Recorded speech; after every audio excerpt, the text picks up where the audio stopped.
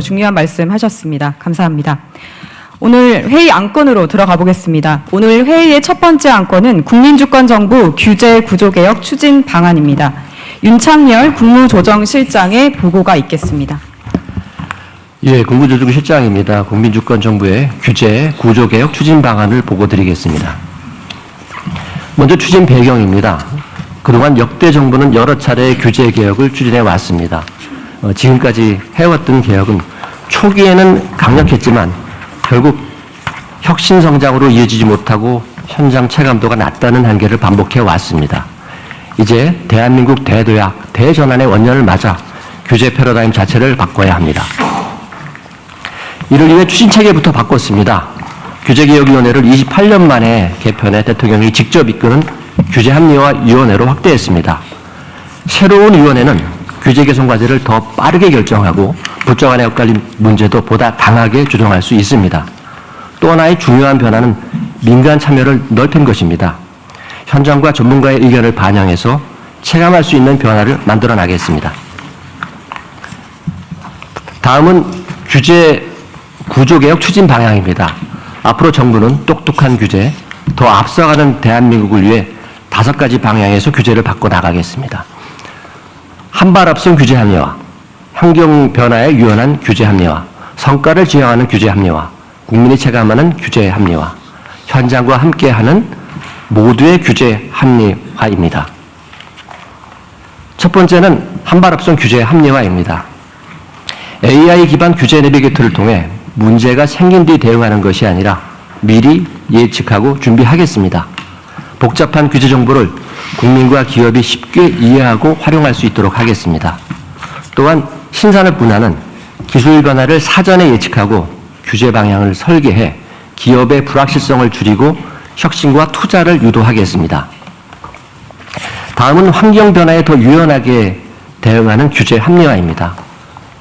지금처럼 획일적이고 경직된 방식으로는 빠른 기술 변화를 따라가기 어렵습니다. 그래서 정부는 글로벌 기준에 맞게 규제 수준을 다시 점검하고 꼭 필요한 규제인지 정부가 스스로 설명하고 입증하는 방향으로 바꾸겠습니다. 또한 원칙적으로 허용하고 필요한 부분만 사후 관리하는 네거티브 규제로 전환해 새로운 서비스와 산업이 더 쉽게 등장할 수 있도록 하겠습니다. 이와 함께 기업의 성장 단계에 맞지 않는 규제도 손보겠습니다. 기업 규모와 현실에 맞게 제도를 더 합리적으로 설계해 기업이 커질수록 위축되는 일이 없도록 하겠습니다. 아울러 국민의 생명과 안전을 지키는 기준만큼은 더 분명하게 세우고 지켜가겠습니다. 세 번째는 성과를 만드는 규제 합리화입니다. 앞으로 규제를 몇 건 없앴는지보다 실제로 어떤 산업이 살아나고 지역에 어떤 변화가 생겼는지를 중요하게 보겠습니다. 메가특구를 도입하여 지역균형 발전과 핵심 전략 산업 육성을 함께 추진하겠습니다. 규제 특례와 정책 지원을 묶어서 제공해 지역이 새로운 성장 거점이 되도록 돕겠습니다. 또한 규제 샌드박스도 더 실효성 있게 운영하겠습니다. 신청부터 심의, 실증, 법령 정비까지 전 과정을 촘촘히 지원해 기업이 혁신을 현실로 만들 수 있도록 하겠습니다. 기존 규제가 지금도 필요한지 계속 점검해야 합니다. 사후 규제 영향 평가를 도입해 제도가 실제 목적에 맞게 작동되는지, 현장에는 어떤 부담을 주고 있는지를 살펴보겠습니다. 아울러 부처를 대상으로 한 규제 평가도 국민과 기업이 실제로 얼마나 체감했는지, 얼마나 큰 효과가 있었는지를 중심으로 평가하겠습니다. 네 번째는 국민이 직접 체감하는 규제 합리화입니다.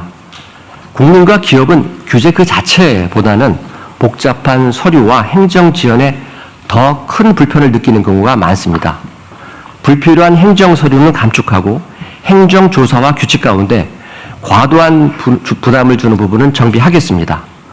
또 적극 행정을 활성화하여 공무원이 규제 개선을 주저하지 않도록 제도적 보호를 강화하겠습니다. 마지막으로 현장과 함께 만드는 모두의 규제 합리화입니다. 온라인 소통 채널과 규제 합리화 현장 캠프도 운영하여 꼭 필요한 개선 과제를 발굴하겠습니다.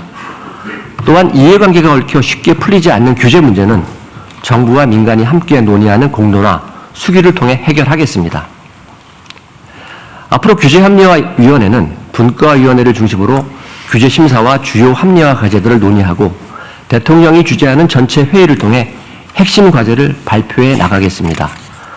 또한 국조실을 중심으로 범정부 차원에서 매월 이행 상황을 관리하면서 국민이 체감할 수 있는 성과 창출을 뒷받침하겠습니다. 국민주권정부는 똑똑한 규제 합리화로 도약하는 대한민국을 만들어 가겠습니다. 감사합니다. 네, 윤창열 국무조정실장님 감사합니다. 이어서 첫 번째, 네. 그 국무조정실장님 말씀을 잘 들었는데요. 어디 계시죠? 그 이게 이제 위원회는 직접 집행 권한이 없으니까 그렇죠? 일종의 자문기구이기 때문에 결국 이제 제안이나 어떤 의제가 만들어지고 그런 걸 각 부처로 보내서 이제 집행을 하게 될 텐데 이게 이때까지는 그냥 보내고 뭐 하면 다니고 안 하면 할 수 없고 이렇게 넘어가잖아요. 예, 그렇습니다. 이렇게 하면 안 될 것 같고 앞으로 시스템을 하나 만들어가지고 여기서 어쨌든 위원회에서도 좀 신중하게 하되 각 부처로 이제 그 결과들을 어디 부처는 뭐 이거 뭐 저 이렇게 제안을 할 거 아닙니까? 그 각 부처가 그걸 또 검토해서 시행할 건 하고 못할 건 또 못하고 그럼 그 피드백을 꼭 해주시고요. 그다음에 이 위원회에서는 그 결과 중에 이건 뭐 각 부처가 의견이 많네 라고 생각되는 수긍되는 점들은 그대로 수용을 하면 될 텐데 의견이 다를 수 있죠. 만약 의견이 부딪히면 다시 그 각 부처하고 토론을 해가지고 집행 가능성을 다시 논쟁을 해보되 의견이 최종적으로 정리가 되면 또 그대로 하고 만약에 의견이 엇갈려서 위원회는 이걸 해야 된다고 생각하는데 각 부처는 이건 다른 이유로 도저히 이건 할 수 없다라고 최종 결론이 나면 그럼 대통령실로 보고를 해주도록 하십시오. 예, 그렇게 하겠습니다. 논쟁점을 정리를 해가지고 예. 그 논거들을 너무 길게 하지 말고 내가 다 읽어보기가 좀 어려우니까 짧게 잘 요약해서 그렇게 하겠습니다. 그럼 제가 정리를 해드리도록 할게요. 네, 그렇게 하십시오. 네, 감사합니다. 첫 번째 안건에 대한 위원님들의 자유 토의가 있겠습니다. 의견 있으신 분들은 앞에 놓인 피켓 한번 설명을 드리자면요. 초록색 피켓은 지역 분과, 파란색 피켓은 성장 분과, 주황색 피켓은 민생 분과입니다. 그리고 나머지 정부 위원님들께서는 회색 피켓으로 되어 있습니다. 혹시 재미있는 방법을 발굴했네요. 네. 좋은 생각 같습니다. 네, 우리 가장 앞줄에 계신 지역 분과에 계시는 이병태 부위원장님 부탁드립니다. 그 성과 관리를 어떻게 할 건가? 제가 이 일을 맡고 나니까 그 역대 정부에서 규제 개혁을 제잘했던 정부가 DJ 정부라는 얘기를 하시는 분들이 참 많았어요. 근데 그 이유가 뭐냐면 성과 지표 관리하는 목표가 분명했기 때문이라고 생각이 된다. 그게 뭐냐면 규제 총 건수를 리스트업하고 무조건 반으로 줄여. 그러니까 그게 옳고 그름에 떠나서 경영학에서 어떤 전략을 수행할 때는 그 성과를 측정할 수 있는 지표가 분명해야 성과가 나거든요. 그래서 지금 부처가 하겠다는 거를 바텀업으로 올라와가지고 우리 지금 많은 이제 원칙들을 얘기하셨잖아요. 네거티브 규제를 하겠다. 그러면 네거티브가 아닌 포지티브 규제 전체 건수가 얼마나 있는데 그걸 몇 개를 고치겠다라고 하는 목표가 분명히 있어야 되는 거죠. 국제적 글로벌 스탠다드하고 안 맞는 한국적 규제 리스트를 가지고 있냐는 거죠. 그 중에 어떤 걸 고칠 건가라고 하는. 그래서 아니면 뭐 우리나라가 대만에 비해서 이렇게 성장이 늦어진 이유 중에 하나 보면 우리나라 경제자유도 순위가 대만에 비해서 훨씬 떨어집니다. 그러면 이재명 정부, 국민주권 정부가 끝났을 때는 대한민국의 경제자유도가 아시아에서 탑으로 올리겠다든지 뭐 이렇게 분명한 측정 가능한 객관적인 목표가 있어야 우리가 잘했다 못했다 할 수 있는 거 아니겠습니까? 그래서 그거를 좀 준비해 주셨으면 하는 걸 권유 드리고요.